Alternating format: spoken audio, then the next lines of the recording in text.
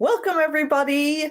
I am here with my new friend, Allie, and we're taking this part two. So, hopefully, if you tried to watch the first stream, you managed to come over this way because for some reason we couldn't hear me.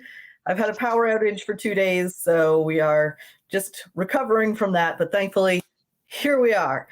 And I am really excited to have Allie here because she has an incredible amount of knowledge and experience in publishing. So, welcome. Thank you for being here. Thanks so much for having me, Carolyn. Absolutely. And I love our topic for today because self publishing is a great option for so many people, but it's overwhelming. And if you're not in the publishing world, you kind of don't know what you're supposed to do or how to get started. And we have the impression that self publishing means you got to just do it all by yourself. But you found a way for that not to be the case. Yeah, I definitely think that that's a misnomer. Really, when I think of self-publishing, I think maybe a more productive way of thinking of it, or a better way of thinking of it, is more that you as the self-publisher are in control, right? So it's not that you necessarily have to do all the things yourself.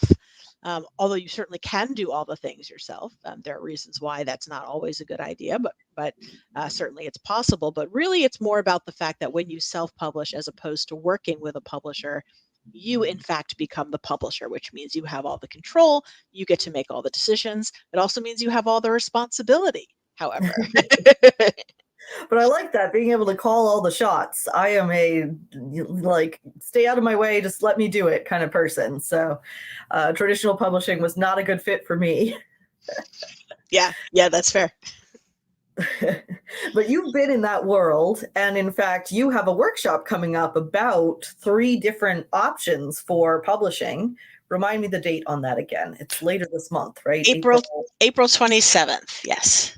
Perfect. Okay, so we'll put some information about that in as well. But yeah, because there's all different paths. But today we're here to talk about how can people get support with that self-publishing. Yeah, absolutely. I think the first thing that really going into that kind of conversation when you are considering going the independent route or self-publishing, that you really first start by just getting clear on some things about yourself, right? So, what is it that you want to get out of this experience? And that goes beyond just I want to get published, right? You know, some people decide to publish a book because um, it's a personal project. It's a bucket list item, right? It's something they've always wanted to do. They finally got around to doing it, and now they just kind of feel like, yeah, I want to put a so-called period at the end of this project, right? I just want to make it a book, put it available online, done, right? That's a very different picture from somebody who says, let's say, for example, I have a business and I want to be a speaker and I want this, I'm going to launch an online course and I'm going to do all this stuff, right? And I have a bunch of books and I got 3 more in a drawer and I want all these books to be a part of my business and I want to leverage them for, to bring in more new clients and all this kind of stuff. Those two people are in very different situations and the kind of choices they might have to make and what they might put into that project are also going to be very different. So Mhm. because you are self-publishing and you get to call all the shots, you want to be really, really clear about that end goal, just like with any business plan, right? Like if you don't know where you're trying to get to, it's going to be very hard to chart out the best course to get there. Very true. Absolutely. So let's see. If people have a goal, what would the next step be after they have figured out what they want to get out of publishing? Excuse me. Every decision that you make really sort of stems from that goal, right? So again, if you are a person who is looking to self-publish for some kind of personal project, some kind of passion project, could be anything from you've written your life story to um, I've been in business for 40 years and I'm about to retire and I want to put all of my business wisdom into a book. If you don't have particularly large and ambitious goals from a sales perspective. If you're not coming at this from the perspective of, I need this book to accomplish something, right? I need this book to get me speaking engagements. I need this book to get me clients. I need this novel. to set the stage for the next 4 novels in the series, so I need to grow an audience, right? If you don't have those kinds of goals, if this is really just about something that you're doing for yourself, mainly to satisfy yourself, or an offering to the universe, as it were, um, you can keep things much simpler. And I would say in that case, the next real question is really more about what you want to put into it. So figure out what you want to get out of it, and then you think about what you want to put into it, and there's a bit of a Venn diagram there, right? And Mhm. that's very personal. I've certainly met people who know that they don't have large ambitions. They don't have any aspirations of making a full-time living. They may not even want to write another book, but they have the budget. They do They want to do want to really really, invest into it. Mhm. That's fine too. It doesn't mean you shouldn't, but it certainly does mean that you have to think carefully. If you know you're not going to be making a lot of money from the sales of that book, maybe you don't want to put in the same kind of investment, as opposed to if you do have very large ambitions and aspirations for your book. If your book is attached to a business goal, let's say, for example, a launch. I know you're the funnel queen, right? You work with a lot of folks who are building funnels. Let's say um, perhaps they're launching a new course or a new service or program of some kind, and they want that book to be the thing that they give away, that goes out into the world, that starts bringing in leads into their funnel. Maybe it's the top of the funnel thing, right? Well, those are much more serious goals. And if you think you're going to achieve a 7-figure launch or a 6-figure launch from a book that did not get any kind of professional guidance, professional editing, professional design, any kind of assistance, then what you're willing to put in and what you're trying to get out are not aligned. Mm. Right. So that's that's the important next question. You figure out what you want out of it. Now try to get what you're willing to put into it into alignment. And if what you're willing to put into it does not line up with what you want to get out of it, one of those two things has to adjust, or you are simply going to be frustrated and brokenhearted and very, very upset, and generally not enjoy the experience of publishing that book. So if somebody is one of these, like a coach or speaker who wants the book to help support growing their business, bringing in leads, what are the most important parts to invest in to reach those goals? Excuse me. So depending on where you are already at and what your experience writing a book is like, you may choose to invest very early. So some people, for example, will work with a ghostwriter if they have the budget, if they have no intention of writing the book at all. They like totally want to outsource that. Working with a professional ghost can be a first step. But if you are planning to write the book either because you want to or you don't have the budget for a ghostwriter, which a professional ghost with a good experience for business books, for example, can start at about 25,000 and go up. So it's quite a serious investment. Uh, Mm. so if you're not in that case, you can start with something like a writing coach. There are lots of book coaches out there, I publishing know a few of them. consultants. Yeah, totally. Publishing consultants. So somebody who, like me, who maybe helps you get really clear about what the book needs to be about, who the audience is. Somebody that can work with you to get clearer conceptually. Maybe not necessarily working with them to write the book. Maybe they can write it on their own. They just need. But what's important is from the very beginning, as you're writing that book, again, you want to make sure everything's in alignment. You have a specific goal. You're launching a course. You want to make sure that book is going to bring in the right kind of leads that will ultimately Mhm. be interested in that course. Otherwise, the funnel doesn't work, right? Yes, and if the Um, content makes sense, the content leads into it, definitely. Exactly. So, if I'm catching you early enough and you haven't started yet, that's a great place to start. If you already have a draft, if you've already been working on it for a long time, if it's finished, then your next best step would be to work with a developmental editor who is also going to give you some of that kind of conceptual analysis, making sure that the book is in alignment with the goals you have for it, with the whatever's in the funnel, whatever it is you're trying to achieve, and also just to make sure the book itself is coming together in the way that it needs to, that it's appealing to your stated target audience, that it's fitting into the category that you are aiming for, that it's logical, that it's compelling, that it's interesting, that it makes sense, that it's basically taking your reader on whatever that transformative journey that you want to take them on is. Yes.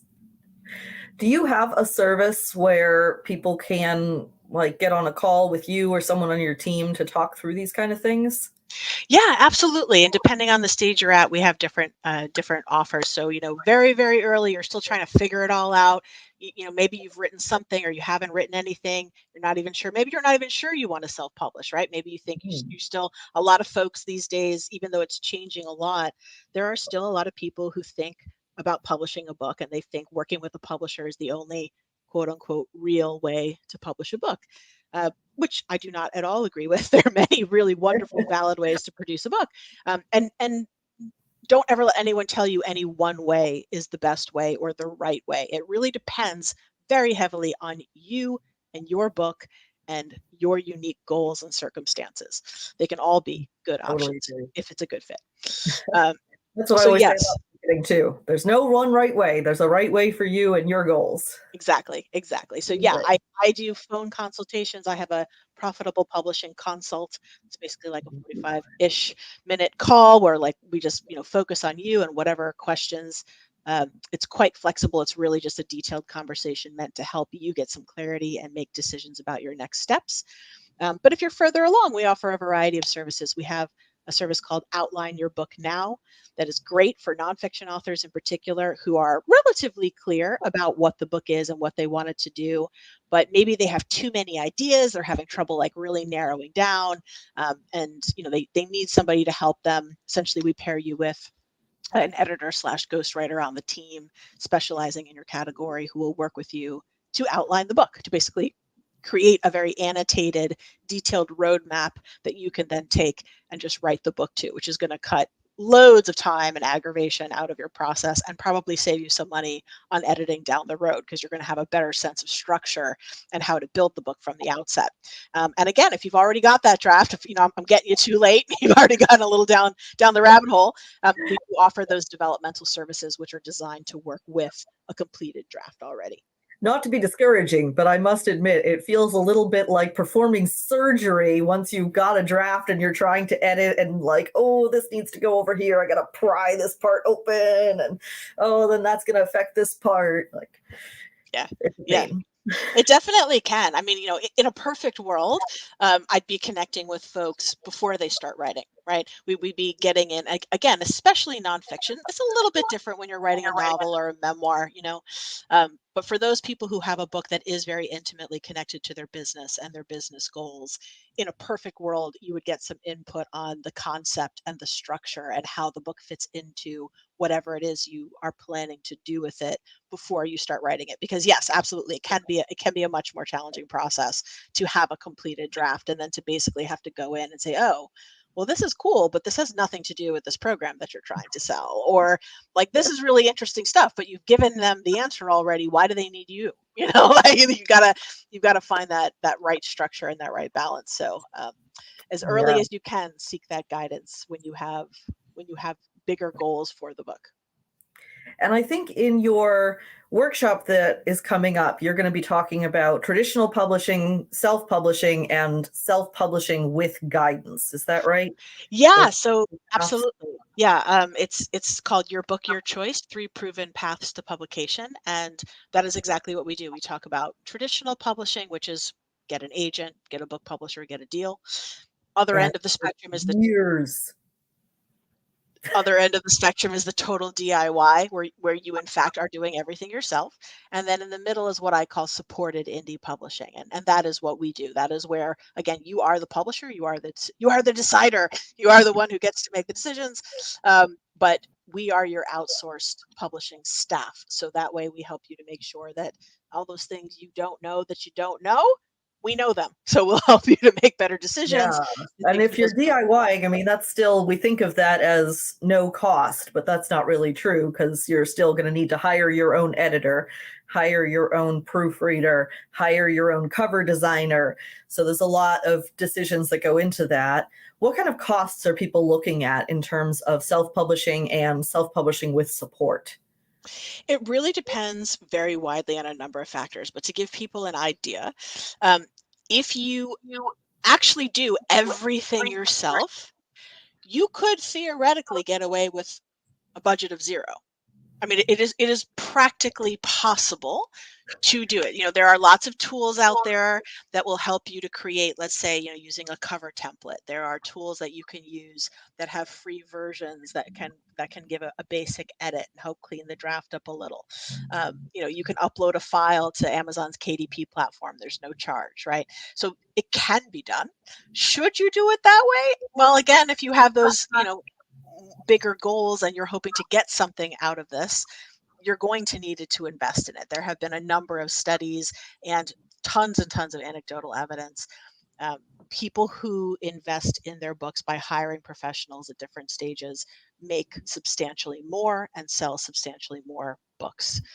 One study, which admittedly is a little old at this point, there aren't a lot, unfortunately, but there was one survey that I harken back to quite a bit, that showed as much as 34% of a difference, that authors who hired professionals for things like editing and design made as much as 34% more than authors who don't. Wow, that is significant. And it makes sense. There's a lot of competition. Anybody can upload, and lots of people now are doing the like low content journals, like cash grab, kind of trying to upload just tons of stuff to KDP. And then the consumers are also a little wiser. In the early days of self-publishing, I think people didn't know the signs that something was self-published, and now they're on the lookout and they're like, that cover doesn't look professional. I won't buy that book. Yeah, that's absolutely true. That's absolutely true. Consumers are savvier, and the bar has been raised. When it was the early Wild West, you could throw together practically anything, and if you gave it like the right title and put in the right keywords, you'd make a bundle on Amazon, just because you can't do that anymore. It just doesn't work. There are too many books, too much noise, as it were, in the marketplace for things like that to really rise above. And So the Amazon systems have changed as they've learned and watched the loopholes people were using and figured out, how can we make this the best experience for the readers? Because the readers are their customers and they're the ones that really matter. that's right. That's right. Absolutely. So you could do everything with zero. Not generally wise when you're expecting something in return, unless again it's one of those personal projects, right? If you don't have an expectation about sales and income, you probably want to keep that budget as small as possible. That's a different story. Otherwise, depending on the length of the book, how much work it needs, and what pieces you might take on yourself. When we work with clients, we have some clients who soup to nuts, they're very busy, they're running a business, they're planning a launch, they're doing all this stuff. Soup to nuts, you could be looking at a complete budget of about 10 to 15,000, and that is starting with developmental editing all the way through to design, publishing, production, marketing. Right? It's like the full gamut with all the bells and whistles. So it can be quite a bit less.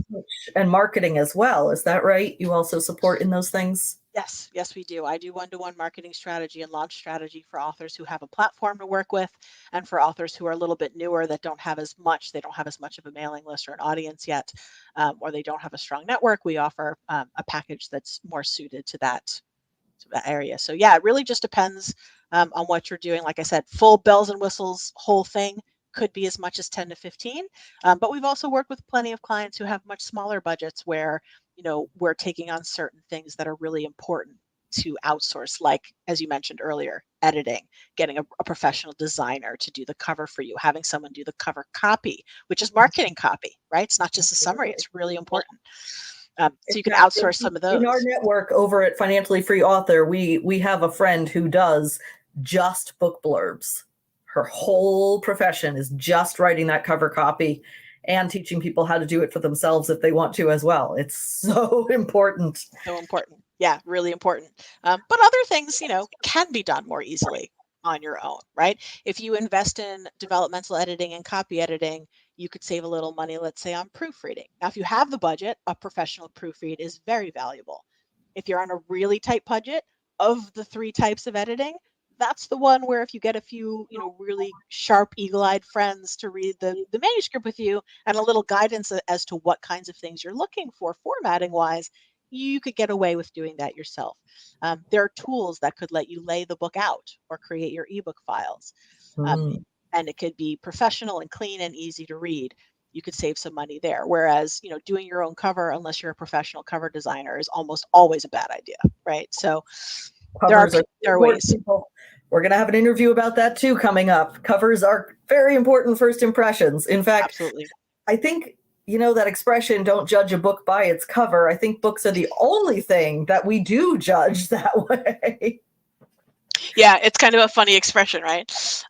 It may not be true or may not be ideal in how you deal with people. That's why we say it, don't judge a book by its cover. But we also say it because the reality is that's exactly what we do. We judge everything. We judge why it looks like. We judge by first impressions. It's a human thing. So yes, the packaging, the presentation of that book is very important, because I think when we write something, we talk about how that first sentence is designed to get people to the second sentence. First paragraph's job is to get people to the second paragraph. The first chapter is to get people to the second chapter. Well, the book cover and cover copy is to get them to open the book. So that's right. Very needed. Absolutely. And not easy. It's not easy to do well. It's very challenging sometimes to understand how to write about your own work with that kind of market savvy, client focused, what's in it for me, right? Perspective can be tricky. But one of the nice things about an investment like this is the book doesn't stop selling once you have it out. This can be continuing to generate revenue and leads. Yeah, absolutely. Absolutely. I think that's another real misnomer, or maybe not misnomer, a misunderstanding. People are often very focused when they publish a book, understandably so, on selling the book, right? They're looking at, well, I invested this much to create the book, so I want to sell, this many copies to make that money back. And absolutely, you want to make money from selling your book. However, again, especially for nonfiction authors and people who have a business goal related to it, 9 times out of 10, you're going to get a lot more income from the other stuff that the book makes possible for you. The speaking engagements, the new clients, the visibility, the launch, if there's a launch attached to it. That's where you're going to make a lot more income. Bigger. Like I have my ebook up on Amazon now for $4.99 about how to build a book funnel, but of course, I'm not expecting that a $4.99 book that I get some percentage of royalties on is going to make me a full-time income. The idea is to let people know that I can build it for them. That's right. So, thinking in terms of like, if clients come from this, that's where the money's at. Absolutely. Absolutely. And that's not to say that you don't make money from book sales. However, you should be aware that you are unlikely to make that money back from one book. Right. People do make a living from book sales alone, but it takes a lot more than one book to do that.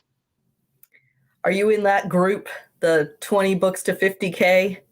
I know I am. I'm in their Facebook group, and I follow the work and a couple of other communities that are kind of like that. And it's just really inspiring. It's really inspiring to see, and amazing to see how fast some people write. People share their royalty numbers, and it's just staggering. Yeah. But like you said, very inspiring. If you're churning out those books, you can get to a full-time income with it, but you got to be a fast writer. Yes, absolutely. So I think that's really the thing. It's like, make money from the books, but you need more books before you're going to see serious money from the book itself. If you have one book, your money's really not going to come from the book. It's going to come from the other stuff that the book gets for you. That's something I wish I understood when I was getting a degree in professional creative writing. I feel like they could have told us that, but didn't fully comprehend. I think we were all thinking, we're going to write the next great American novel and be millionaires, and that's that. Even though I think a lot of great American novelists didn't really see any income in their life. Yeah, that's an excellent point. It's funny, right? The people we think of, right? The Fitzgeralds and the Hemingways and the Faulkners, and they didn't necessarily make a ton of money from the books when they were still alive. They're great American novels now. Not quite as much when they were published. And right, like it happens. There are certainly authors out there who get really lucky and write an amazing book, and all the stars align, and it's a New York Times bestseller, and they make tons and tons of buckets of cash from one book, but it's not typical. Yeah, you can't really count on that as your marketing strategy. Certainly, getting lucky is not a marketing strategy. Put it that way.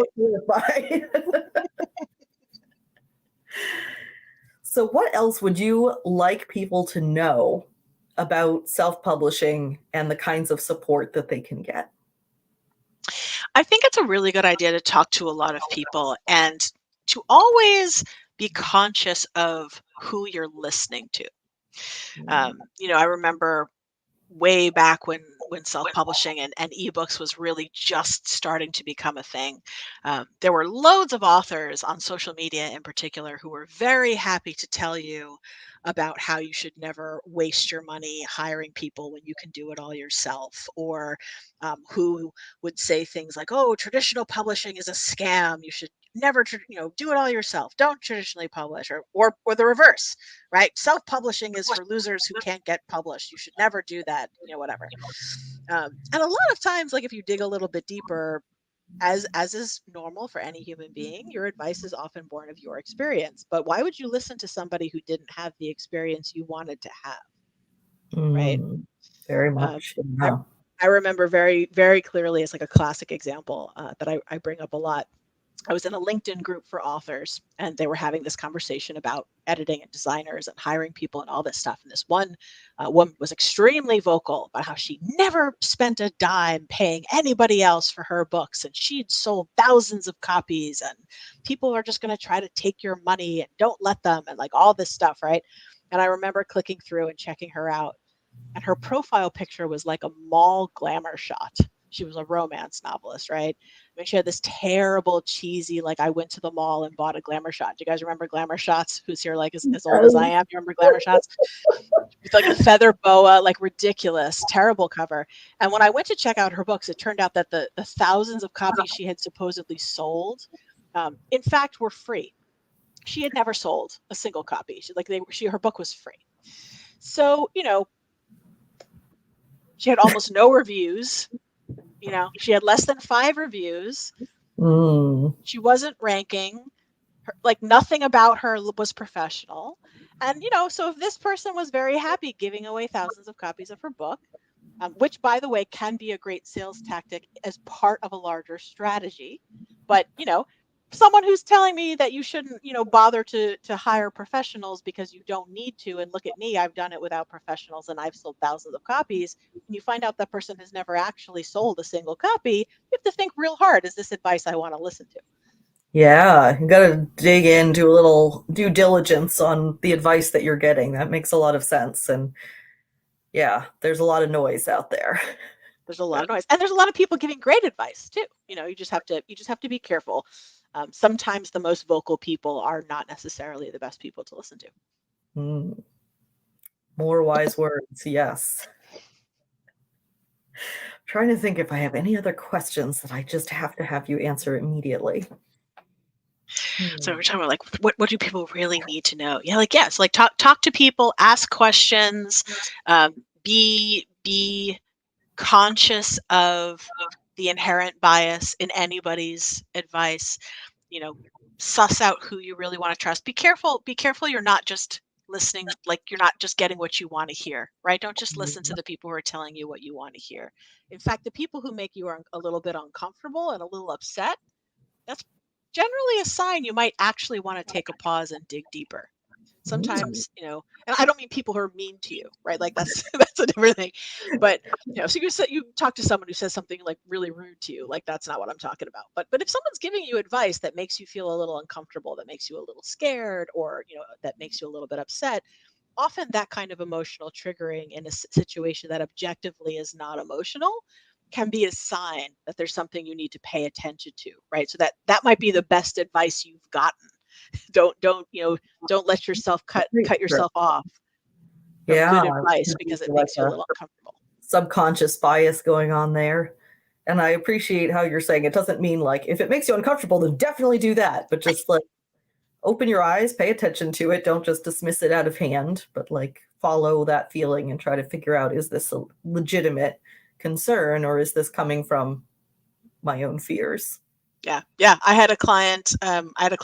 Just a few weeks ago that we wrapped up. And I remember when she first came to me, she had published a book a couple of years ago, and everybody was telling her that the cover for this book was not working. Everybody was telling her this cover was not working.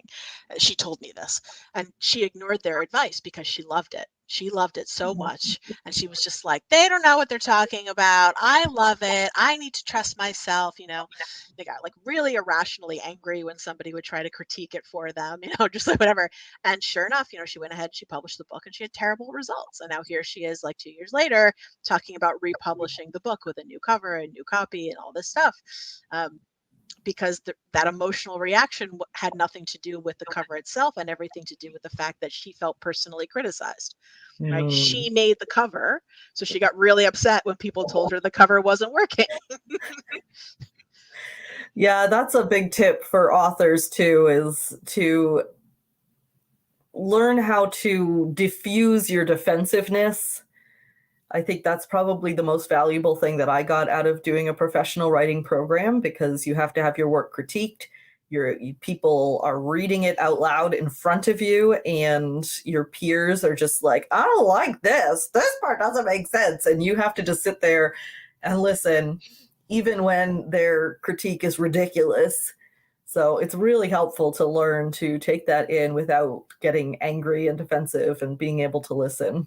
Yeah, yeah. If you can't control that emotional response, or at least recognize it, you don't have to be able to control it. I was a professional ghostwriter for years, and certainly when our editor would send back the edits on the first draft, you still have that emotional, like, what do you mean you didn't like this? What do you mean that's not clear? It was perfectly clear, like, right? That's normal. You're always, I guarantee, the biggest best-selling authors in the world are all out there getting the same response when their editors send back edits. So it's not that you shouldn't feel it, but you do need to recognize it for what it is and not allow that to control your decisions. Yeah, very smart. Absolutely. And I think, too, we have to pay attention to how old the advice is that we're seeing online, because the world of marketing books is changing extremely rapidly. And like you were saying, like I published my novel in 2009. Back then, you could set it for free and it would climb the charts. And when you set it back to paid, it stayed on the chart. Like Oh, you could sell thousands of copies just instantly with this like little trick. Does not work anymore. Or Amanda Hawking, the first yeah. millionaire from 99-cent books. Like that just does not happen anymore. So if you're taking this advice that was created back then you might not get the results that you want to. Yeah, yeah, absolutely true. Especially when it comes to self-publishing, the technology changes very rapidly. New tools are coming out all the time. And as you mentioned earlier, Amazon is constantly adapting. Whenever they feel like people have gotten too good at exploiting a loophole, or, gaming their system, so to speak, they change it to stop Mhm. that from happening. So, Just like Google with the black hat SEO, always yeah, making changes to try to stay on top of people that are being a little shady. yeah. But that's okay because we are not shady. So we'll always No, come no, top. but the changes do affect everybody, even if you are a perfectly a perfectly law-abiding citizen doing things the right way. You still, it's still true that those changes will still affect you. So yeah, definitely pay attention to how old the advice is, as well as where it's coming from, for sure. How do you personally stay up to date with everything in the publishing world? Ooh, lots of reading, lots of conversations. There are a few sources that I trust. I subscribe to a paid newsletter, for example, called The Hot Sheet by Jane Friedman and Porter Anderson, who are two very well recognized and well credentialed publishing professionals that have been reporting on the industry to the industry for quite a while. So I love that. Publishers Lunch and Publishers Weekly are also some publications that I like, and Shelf Awareness. Shelf Mm. Awareness has two versions that are free. You can subscribe as an industry person, or as a reader, or as both, and you get slightly different newsletters. So those are some resources that I really really like. And then yeah, I just make sure that I'm always talking to people, and I go to the conferences and I go to the events, and I just kind of pay attention. Where are things changing, and there's a lot to keep up with. I mean, even I can't keep up with everything. I'm sure there are things that I think are still good that may or may not, be 100% current. But I got a better chance of it than probably your average person, because of how hard I work to stay on top of things. Yes. I think Kim makes a great point here that when an editor gives you feedback, it's not a personal attack. It's not you're a bad writer. It's quality control for a reader experience. And again, the readers are the clients and That's the right. customers, and their experience is what matters more than yours. That's right. That's right. Again, right? It's all going to circle back to the very first thing that we said. What is it you're hoping to get out of this experience, and what are your goals for the book? If you Mhm. don't care about selling books, you don't have to care about anybody's opinion but your own. But if you want to sell books and you want an audience and you want reviews and you want to keep publishing books that other people want to read, you better care about your audience and what they think. Yes. Well, we will wrap things up, but if you want to hear more details and get the link to sign up for this event about the 3 paths of publishing, then come on over to financiallyfreeauthor.com and sign up for my newsletter list, because I will send out the details about that as soon as we have them. And it's going to be a great event. So definitely want Yeah. to do that. Yeah, I hope so. If you have any questions whatsoever about how to get your book out into the world, this is going to be a great free webinar for you to attend. Yes. All right. Well, thank you again. And I really appreciate you being patient through all of the tech challenges today. Oh, likewise. Likewise. Thank you so much for having me. It was really a pleasure. All right.